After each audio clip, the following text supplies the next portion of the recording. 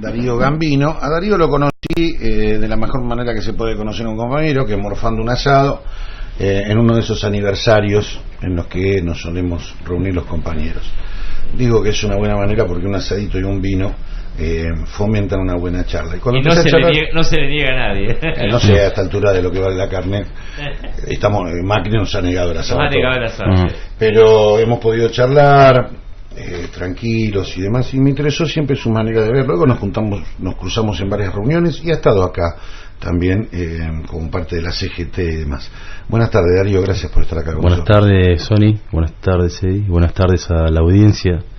Muchísimas gracias por invitarme, es un placer y un gustazo estar con vos, Sony. La verdad que es verdad, nos hemos conocido en un ámbito así de compañerismo. No recuerdo bien, creo que era el aniversario de la CGT. Exactamente, sí, ahí en la UPCN, en Curso Cuatiá y Pasaje Gutiérrez. Y después, bueno, sí, has visto unas cuantas facetas mías, pero bueno, la más importante es esta, así que es un gustazo estar acá, que me invites y ser parte de la radio en un par de aspectos, ¿no? Siempre me interesó la cantidad de veces que he podido charlar contigo, algunas pocas al aire y otras veces fuera del aire, pero hemos charlado varias veces. Esta visión que tenés al respecto de relacionar, de hacer una línea histórica entre acontecimientos que sucedieron allá en los albores de nuestra patria, en la fundación de Argentina como nación, en el momento de la independencia o en los momentos del peronismo en el 45 o de la Libertadora, y poder tender esos hilos que unen acontecimientos históricos con cosas que nos están sucediendo a los argentinos hoy en día. Esto me parece que es un ejercicio interesante porque parecería ser que la sociedad argentina carece de memoria histórica, ¿no? Sí. En realidad, Sony, es un tema preocupantísimo, no sé si está bien dicho la palabra, pero bueno, me cabe, porque acá somos responsables. El problema que tiene la República Argentina son algunos argentinos, digamos hermanos argentinos, que no se instruyen, no se forman, no tienen la conciencia y la identidad nacional.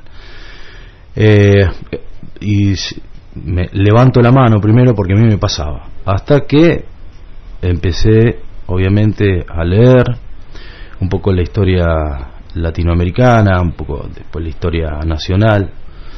Entonces ahí empecé a entender que había otra historia, que había otra política, que había otra economía. Entonces me empezó a interesar el tema de la economía, lo llevé también a mis estamentos, y la política obviamente, ¿no? Y a los compañeros trabajadores, que gracias a los compañeros trabajadores o a la clase trabajadora, que para nosotros y para nuestro gran líder es la única clase que existe. Y también empecé a entender, hablando un poco de peronismo, que es la tercera posición, ¿no? Capitalismo, marxismo, y está el peronismo, y eso me enorgullece. Y también me enorgullece en demasía haber tenido a un Manuel Belgrano, un Mariano Moreno, a Monteagudo, a Dorrego, a San Martín, bueno, hay tantos, ¿no? Rosas, Irigoyen, Perón, entre tantos, hay un montón, pero bueno, Néstor Cristina, hay muchos. Entonces, yo ayer a la noche, cerrando un poco confirmando un poco la entrevista, te decía que la historia argentina era muy fácil, y de ahí es donde nos perdemos la oportunidad. ¿Por qué es fácil? Porque se repite. Todo lo que se repite es fácil. ¿Y por qué se repite? Porque en algún momento no se aprende la lección. ¿Y cuándo es que no se aprenda la lección? Y ahí vamos al punto. Cuando no estamos formados. Nosotros tenemos un gobierno que no está formado, y lo decía Aníbal Fernández. Y yo, cuando viene Guille Moreno, nos reunimos y hablamos de lo mismo, porque es todo lo mismo. Lo que está pasando hoy, ¿no? O sea, coincidimos en un 150%. Y Aníbal Fernández hoy decía que es un gobierno que no está formado ni política, ni cultural, ni económica, ni jurídicamente. Y eso lo eligieron los argentinos. Entonces, cuando un gobierno no está formado en todos esos aspectos, en todas las dimensiones que a una sociedad le corresponde hacia sus derechos, bueno, justamente es lo que se pierde. Ahora, parecería ser en el mundo actual que no es un requisito indispensable para llegar a posiciones de gobierno el ser formados. Porque si te pones a ver, Donald Trump no parece ser un tipo con una formación académica, ni intelectual, ni nada que se le parezca. Pero viste y sin embargo, en Estados Unidos se está discutiendo esto. Y bueno, Bolsonaro lo mismo. Bolsonaro lo mismo. Pero justamente es lo que no interesa. Igualmente, en el caso de Trump, como dice Moreno, yo lo escucho mucho a Guillermo, el tipo es proteccionista. Y si hablamos de proteccionismo, hablamos de peronismo también. Él lo relaciona un poco así, pero no es así, obviamente que no. Yo soy anti-yanqui. Sí, sin indudable. Y esto es lo que también están confundidas las personas. Ser antiimperialista significa ser nacionalista y tener memoria y conciencia nacional e identidad nacional. Y así, al revés. Ser imperialista es ser antinacionalista y estar con estos tipos. Pero vamos a lo que me preguntaste. No, claro, no quieren un gobierno formado, justamente porque hay una porción de la sociedad argentina que le llenas la cabeza al no estar formada. Con todo respeto lo digo, lo digo con todo respeto y lo digo enojado también, porque esa es la situación que estamos. Porque hoy hablando con un cliente que hacía mucho que no venía, y lo terminé persuadiendo, porque viste como decía el general, no hay que ir a la fuerza, no hay que militar a la fuerza, hay que persuadir al compañero o al que no es compañero. Y me decía que el kirchnerismo no era lo mismo que el peronismo. Sí, papá, es lo mismo. No es verdad, no es lo mismo, es una versión mejorada del peronismo, que eso lo dijo Daddy Brieva la vez pasada. Es una versión mejorada, y es más, nos dieron ganas de militar a todos, y también está la educación de base del padre de abajo, que no la tuve. Entonces cada uno de nosotros tenemos que ver la posibilidad de que los gobiernos a partir de ahora o a partir de las próximas elecciones salgan de abajo, de las bases, formados, instruidos, leídos. Yo digo siempre de que cada funcionario público, desde el primero hasta el último, todos tienen que saber generar activos, y eso se refiere a la economía. Vos fijate que viste cuando hay muchos dichos que se dice, el que le roba a un ladrón, ¿cuál es el? Tiene 100 años de perdón. Y es mentira. El que le roba a un ladrón es otro ladrón. Pero empecemos a pensar. Había un dicho en mi barrio que era: el que le roba a un rico tiene 100 pobres que lo perdonan.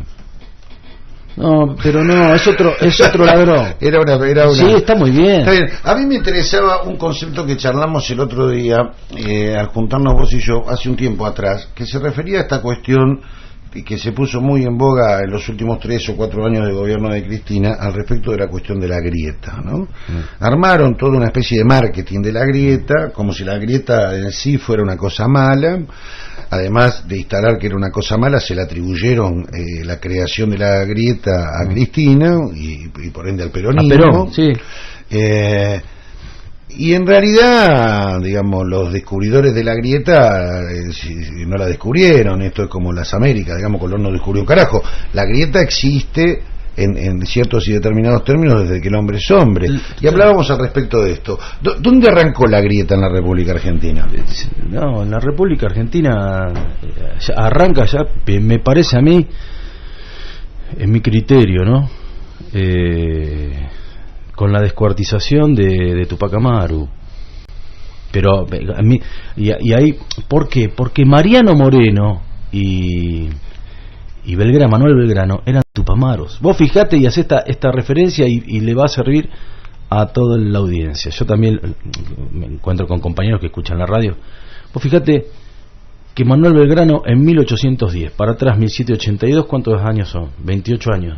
Bueno, ¿qué pasó de acá hace 40 años atrás? Estaba Perón. Bueno, y te quiero decir, no son 28, más a mi favor, son 40. Y somos peronistas. Ellos eran tupamaros. Llevaban la idea de Tupac Amaru en la independencia económica y soberanía política de la región. Entonces, ahí es donde nace la grieta. O sea, la grieta también nace con los godos, los realistas, que a Mariano Moreno lo mandan a Inglaterra a negociar, y lo mata el capitán del barco envenenándolo en el medio del Río de la Plata, porque ni siquiera llegó al mar, y a Belgrano lo mandaron al Ejército del Norte. O sea, la grieta existe en el mundo gracias a los imperios. ¿Pero por qué? Porque justamente está ese dicho que dice divide y reinarás, de los ingleses, pero no de los ingleses, es de los imperios en sí. Los imperios en sí dividían. Tenés un River Boca, tenés un Racing Independiente, tenés un Newell's Rosario, tenés el país dividido en 100.000 pedazos, y no solamente acá, en todo el mundo. Sí, la dialéctica igual se fue corriendo en ese sentido, ¿no? Porque en algún momento nosotros teníamos el clásico político en Argentina, democráticamente hablando, podía ser peronismo, radicalismo. Ahora se transformó en peronismo antiperonismo. Exacto, ¿no? En el 55. Pero no te olvides que Perón era irigoyenista. Sí, reivindicaba Irigoyen. Exactamente. ¿Pero por qué? Por todos los hechos y sucesos nacionales que había hecho con Mosconi, por ejemplo. Entonces, la grieta es un invento de los que hacen la grieta y te echan la culpa a vos. En el año 55, con el bombardeo asesino y criminal de Plaza de Mayo, salieron a quemar las iglesias y decían que eran los peronistas. Es como si yo soy dueño de esta radio y mañana la prendo fuego. Digo, no, fue el de enfrente y me tiene odio. Son así, son de manual. La grieta es de manual, pero es mi opinión, Y vos fíjate que la historia se sucede así. O sea, fíjate lo que está pasando hoy. La grieta de un tipo que hacía día D. No quiero nombrar a nadie para no hacer. Un tipo que hacía día D. Hoy está en las antiguas. Está contra el pueblo trabajador argentino. Tipo que tiene que ir preso por complicidad de un montón de delitos que nada tienen que ver con él, pero que sí se tiene que hacer cargo de lo que está haciendo, porque lo que está haciendo es apología del delito. Sí, vos te referís a un periodista y a varios. Sí, bueno, claro, y este es el punto, ¿no? Son varios. Algunos de ellos confesos, ¿no? Porque hay de las primeras plumas de La Nación y de Clarín que confesaron después del triunfo de Macri en las elecciones que ellos habían estado haciendo periodismo de guerra. Claro. Exactamente. Vos fijate lo que le hacían a Cristina, lo que le decían a Cristina. Pero esto lo han hecho con... A ver, ¿por qué vengo de vuelta para acá en el presente? Porque se sucede siempre lo mismo. Pero, a ver, por ejemplo, Julio Bárbaro, que hacía una propaganda política antiperonista de que Cristina no era peronista, que el kirchnerismo no tenía nada que ver con Perón, que se robó todo, que se robó, pero este tipo no se acuerda. Yo no vivía, pero me lo decía mi abuelo, que era radical, y mi viejo es peronista, y mi viejo defendía a Perón a muerte, y mi abuelo defendía a Irigoyen a muerte. ¿Y sabe qué me decía mi abuelo? Que Perón se había robado todo. Ahora este tipo no sabe que siempre pasa lo mismo. A San Martín, y nos vamos de vuelta para atrás, le hacen un juicio por asociación ilícita. Vamos, muchachos, abramos los ojos.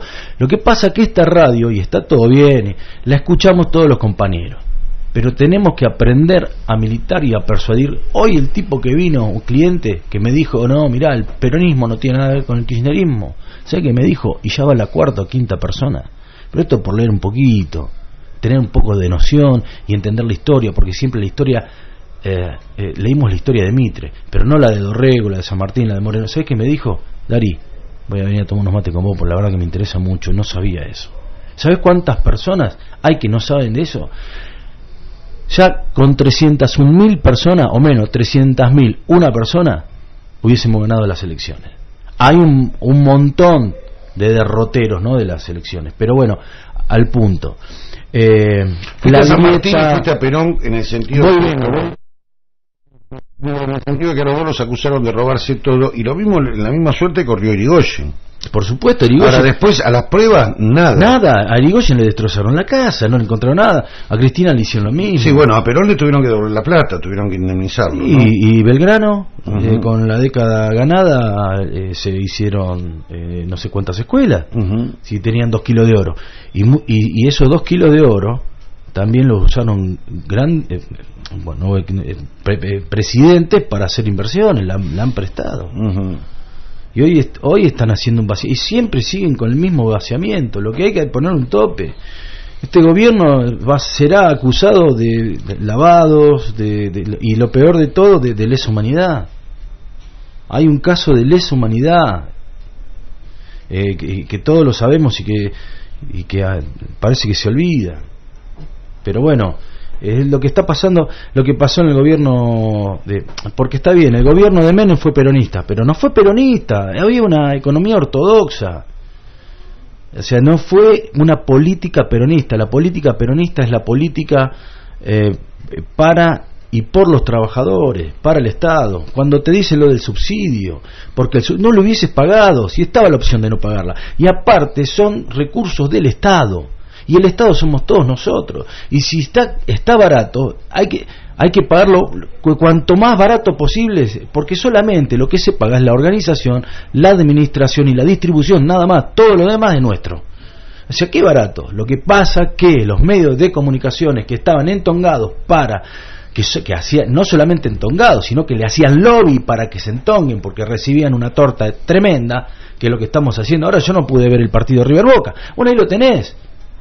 Ese lobby que hicieron justamente son las empresas que hoy están cobrando 2.000, 3.000 pesos la boleta de gas, cuando a mí me venía 300 pesos. Ahí lo tenés, es todo lo mismo. Y eso ahora, sin embargo, todavía hay gente que te sigue diciendo, bueno, pero le pagábamos muy barato. No, pero o sea, hay gente como que acepta...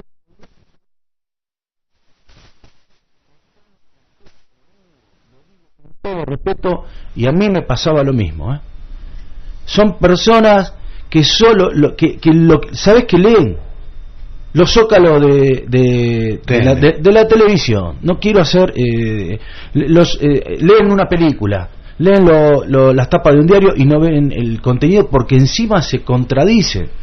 Te ponen una tapa de diario y adentro te la niegan. Es muy grave lo que está pasando, pero acá no es culpa de los que usurpan las tierras en el sur, de los que se apropian hectáreas y hectáreas. No, acá el responsable es en gran medida el pueblo argentino, que elige mal, porque acá habíamos sacado una ley de tierras que no se podían comprar más de 20 hectáreas.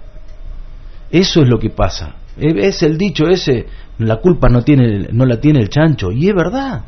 Nos tenemos que instruir. El día que nos instruyamos, no nos tocan el culo ni con una varita mágica, porque la varita mágica la tiene el pueblo en el poder social. Sí. Ahora, ahí hay toda una complicación también, ¿no? Porque bueno, una parte, no toda, pero una parte de esa instrucción depende de los procesos educativos, y estos gobiernos se caracterizan además por que la educación sea uno de los primeros sectores que son víctimas del ajuste.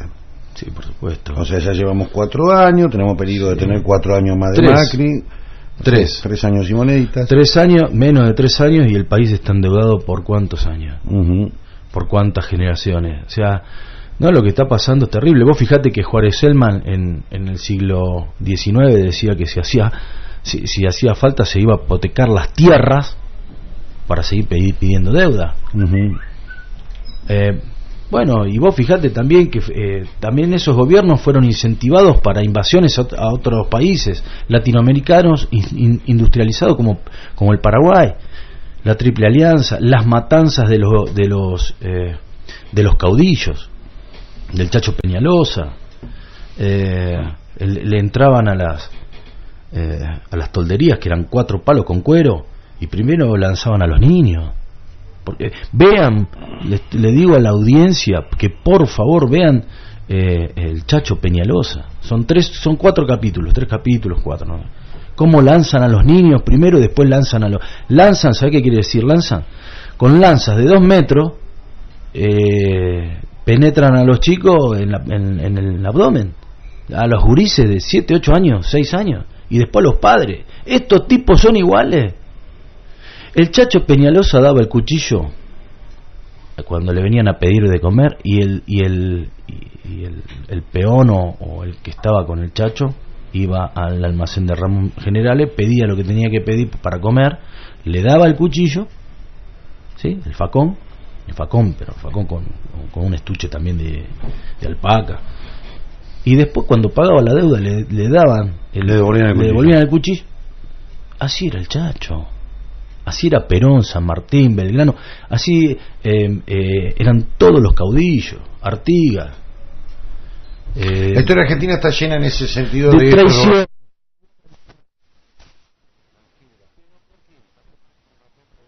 Bueno, pero ¿por qué? ¿Vos sabés por qué? Por la riqueza de los recursos que tenemos en la tierra. Toda América, vos viste pero vos viste que vos acá estás en la cocina de tu casa, tenés el yo siempre también lo cito este ejemplo. Porque no es que país generoso. No, muchacho. No digamos país. Qué tierra generosa. Vos te cortás un tomate, lo abrís al medio para comértelo con un churrasco, que ahora, bueno, un churrasco. Se complica ahora. Y agarrás las pepitas de tomate y lo pones en la maceta que tenés al lado de la ventana, y a los 3 meses, hoy tenés un tomate más dulce y es más, si sos un poquito inteligente, guardás la semilla y lo volvés a plantar y te sale cada vez más dulce. Es que tierra generosa. Entonces vos tenés un país con petróleo, con ríos, con fruta, tenés un país con pesca, con mares, con hielo, con agua, con turismo, con un paisaje de puta madre. ¿Cómo no te van? Ahora, los intereses foráneos se hacen porque hay intereses internos que dejan que los foráneos penetren. Si no, hoy tenemos cuántas bases militares. Peor que el gringo que nos viene a comprar es el cipallo que se vende. Exactamente. Digamos. No, acá. Ahora, la historia argentina está como regada de esto, ¿no? Regado de interferencias extranjeras que vienen a aprovecharse de los recursos naturales de Argentina y de toda América, y de cipallos que están prontos a vender, ¿no? De representantes de los intereses de ellos, digamos, ¿no? Sí, en forma directa. Y a su vez, digamos, algo así como la oligarquía sí aprende. La oligarquía va perfeccionando sus métodos, se supera proceso a proceso, pero cada proceso, por ejemplo, ahora, la utilización del lawfare, digamos, la utilización de la maquinaria judicial, de la maquinaria de implementación de la justicia, como persecución política, sumada a los fake news, y acá ya me están colonizando a mí también, que me obligan a hablar en inglés, ¿no? A estas noticias falsas. La noticia falsa, más la justicia domesticada, es un nuevo estadio de la inteligencia oligárquica para el dominio. Colonialista, imperial, ¿no? Bueno, pero hemos vuelto a la etapa de la colonia directamente. ¿no? Pero obviamente, esto ya es una colonia nuevamente. Hay que ver quién es el colonizado y quiénes somos los colonos. Yo soy colono. El colonizado es porque le gusta estar colonizado. Porque, bueno, otra no hay, y bueno, baja la cabeza y no. Bueno, algunos no es otro, otros están a favor, digamos, hacen negocio con la metrópoli, bueno, siempre lo subo. Pero yo te estoy hablando de los trabajadores, de la clase trabajadora. Somos toda la clase trabajadora. Hay tipos que están colonizados, que siguen defendiendo a este gobierno y siguen defendiendo estas formas de gobierno. Y porque no venga otro gobierno, hay muchas personas que dicen, si vuelve el peronismo o si vuelve Cristina, yo me voy del país. Sí, bueno, sea lo mismo con Menem Bueno, pero no importa, lo que yo te quiero decir es que seguimos sin el ABC de la cuestión, que es en la instrucción. Porque un tipo, a ver, de este lado hay solidaridad, hay trabajo, hay ayuda, planes sociales vos fijate lo que pasa en Bolivia. Estamos hablando de un lado, estamos del lado nacional y popular. Bolivia, cuarto periodo de gobierno, le van a dar un doble aguinaldo. Si eso las personas lo sabían, con Scioli, ¿vos qué te crees quién ganaba? Bueno, vamos por el otro lado. Del otro lado, porque siempre el órgano más frágil es el órgano, como decía el general, ¿no? También, vamos a citarlo a Perón, ¿sí? Pero vos tenés también del otro lado, porque hay dos lados. Yo estoy contento y orgulloso de estar de este lado, nacional y popular, de Perón, de Samaré, etcétera, etcétera, como lo estamos hablando. Pero del otro lado hay genocidio, Sony. ¿Qué es lo que no entienden las personas de a pie? Las personas de a pie, te digo. Hay genocidio, hay matanza, hay magnicidio, hay hambre, hay un pan a 150 pesos, hay un kilo de factura a 150 pesos, me cobraron 4 facturas el otro día 60 pesos, vamos viejo, un kilo de carne en un país productor, tenemos el litro de leche, se fue por las nubes, pero estamos todos locos. La inflación en el primer año fue de un 20%, en el segundo un 40% y hoy va a ser de un 60%. Y estamos al borde de la hiperinflación. Default, olvídate. Pero entonces, yo estoy del lado del trabajador de la vida. Yo desde los 11 años que trabajo, tengo 47. Del otro lado hay genocidio. Y hay personas que no se dan cuenta que son cómplices de actos de genocidio. De terrorismo, porque ahora, esto es lo que está pasando es un terrorismo político, María, terrorismo económico. Vos preguntabas de dónde viene esto, y hablamos de la educación y de la instrucción, ¿no? Uh-huh. Y entonces yo buscaba acá en un minutito, porque lo tengo, son cosas que siempre las tengo guardadas.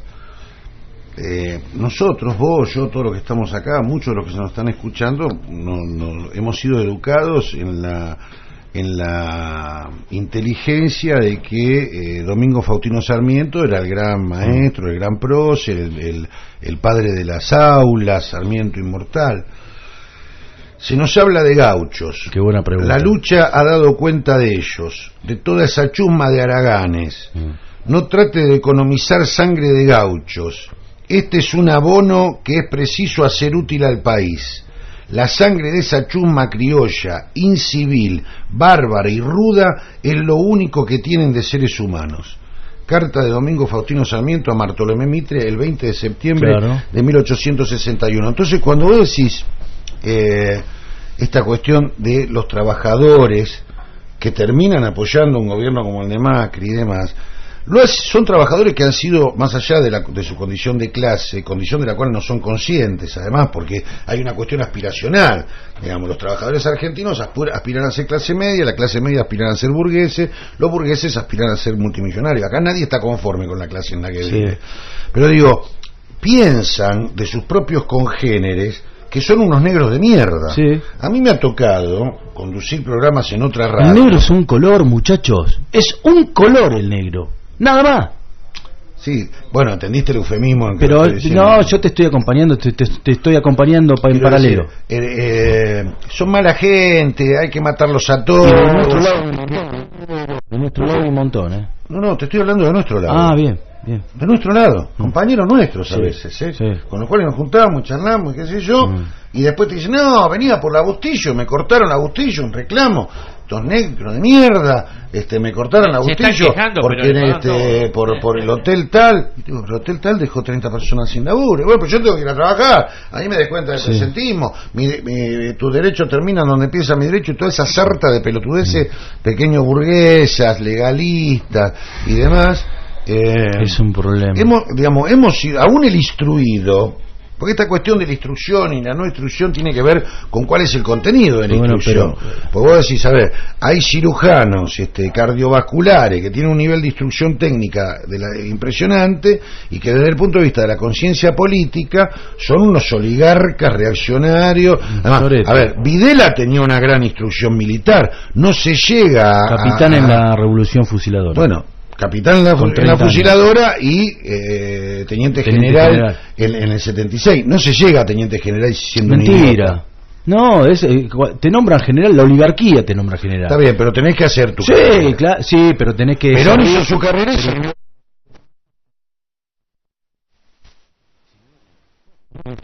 para ser general. Está bien, a ver. Está bien, te entiendo perfectamente. Perón y la revolución de los coroneles y el GO eran tipos que, aprovechando la instrucción, a ver, volvamos a la década del 40. Vamos. La generación de Perón y la pobreza de un tipo como Perón, nacido donde nació, en una zona rural y demás, una de las pocas oportunidades de acceder a un estudio superior era por medio de las Fuerzas Armadas. No había posibilidad que el hijo de un gaucho de Los Toldos o de Junín o donde sea venga a Buenos Aires y vaya a una originaria, ¿no? De una India originaria. Digamos, tenía un componente mapuche o muy fuerte en su sangre, pero digo, esos tipos al llegar a la estatura de coroneles, donde ya tienen un nivel preuniversitario, digo esos tipos porque formaron una camada importante, dijeron, che, esta cuestión política de la oligarquía, del fraude patriótico, de esta entreguismo, claro, esta década infame,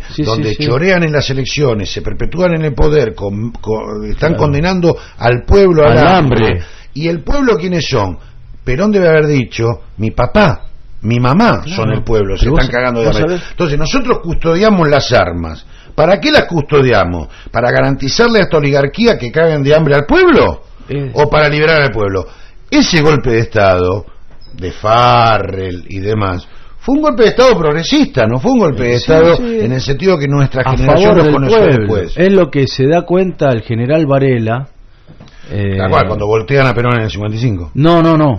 Cuando terminan de hacer el quilombo de la Patagonia Rebelde. Está bien. Se da cuenta. Porque es un buen compañero, le cantan en inglés. Por la película. Te quiero decir que yo no se arrepintió nunca de nada. ¿Vos decís? Bueno, he leído la memoria de Varela y no hay ninguna dosis de arrepentimiento. Me parece que hay algo ahí del director, a quien tuve la oportunidad de conocer en persona cuando se cumplieron los 30. Está novelada, mirá. Sí, está novelada. Eso es una novela. No sé, o sea que el tipo matemos a todo. O sea, era un tipo. O sea que es mentira que se da cuenta. En la película hay un gesto donde el tipo mira y todos le cantan en inglés y ese gesto te parece traslucir como diciendo, ¿dónde me metí? Esto me están cantando en inglés, yo soy un militar argentino. Como si recién se hubieran entendido. Yo no creo que ese tipo responsable de esa masacre... Igualmente te hacía 4 con la mano y la mierda. Te mataba un trabajador. Darío, estos encuentros se tienen que repetir. Te quería redondear un cachito en lo que vos me decías con lo de Sarmiento. Sarmiento era el que era responsable el que mandaba a este Pablo Irrazábal a matar a lanzar a los niños. Sí, por supuesto, Sarmiento es uno de los asesinos de nuestra historia más terrible. Y bueno, Mitre, Lavalle es un terrible sádico. Y nosotros lo tenemos de bancar todavía con calles y estatuas y demás. Sí, y aparte, porque esa es la primera historia la que nos comimos cuando éramos chicos. ¿Viste? Sí, la historia de Mitre. La de Mitre. Pero hasta hoy, ¿eh? Sí, hasta hoy. Y hoy se escribe otra nueva historia, la de este que está en el gobierno. Pero anteriormente habías dicho algo que no me acuerdo, porque me habías mencionado lo de Sarmiento, pero anteriormente me dijiste otra cosa que me quedó algo pendiente. Bueno, pero vamos a repetir esta charla porque a la gente le pareció interesante. Celeste manda un saludo y dice muy interesante la charla y es para reflexionar. El compañero Peta nos manda interesante entrevista, muy buena. Viva Perón, carajo. ¿Lo conoces a Peta? No, perdón. Bueno, es un seguro amigazo. Que lo has visto, te lo has cruzado por la calle, ¿no? Sí, bueno, te lo tenés que haber cruzado en alguna de nuestras reuniones, porque es una persona muy conocida. Está anotado también y manda felicitación Fátima 103. Bueno, todos los que fueron mandando están anotados, también Alejandra, de Peta ya te dije. Ya me acordé. Pidió Beatriz y después le podemos poner, hoy puede ser un gran día de Nano Serrat, sí. Así que si podemos se lo ponemos. Déjame que te haga escuchar un mensaje de la subcomandante Adela. Qué buena la nota, muchachos, sí, coincido totalmente. Ahora esos argentinos que dicen, si gana el peronismo, que gana Cristina, me voy del país, es porque no son argentinos, que se vayan. Realmente, es así. Y que se vayan, porque no tienen un pensamiento de pueblo. Ahí está, Adela es una... Con lo que dijiste, 20 segundos, con lo que dijiste sobre los cortes de ruta, obviamente estos gobiernos oligárquicos neoliberales, porque no solamente es neoliberal, es oligárquico en su máxima expresión, enfrentan al pueblo contra el pueblo. Eso es lo que te quería decir. Sí, es lo peor que nos puede pasar a todos los argentinos. Y instruyámonos, leamos.